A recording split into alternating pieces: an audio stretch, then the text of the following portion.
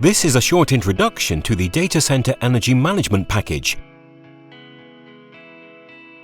an extension for the ABB Ability Energy Manager available on the ABB Ability Marketplace. The Data Center package enables customers to determine and improve their energy efficiency. We will look at the main essential functions for data center energy management, from power usage effectiveness to cost calculations and power quality.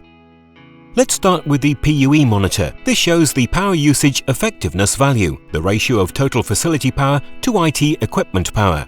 Users can also display the data center infrastructure efficiency (DCIE) value, another key measurement, which is the multiplicative inverse of the PUE. To investigate further, the PUE trend widget displays the PUE value of a selected group for a certain period. This useful widget also allows users to make comparisons between groups. Other widgets in the data center package provide a range of tools to manage data center energy and costs. Let's take a look. The Energy Cost widget is a good example. This lets users monitor the energy consumption and calculate costs for the complete data center or for a specific asset. The value here depends on the default energy price entered the site's utility settings.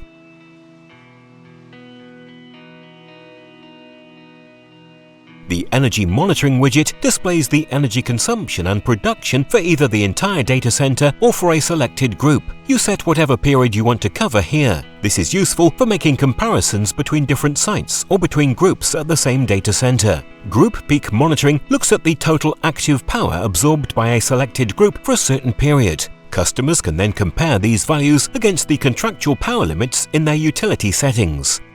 The Power Demand widget is a useful visualization of the data center's real-time active power demand. Managers can then compare this against the power available under their center's utility contract. We all know how important it is for data centers to have control of their power quality. The Power Quality widget supports that. This dedicated widget displays the center's power factor data and shows the total harmonic distortion for specific assets.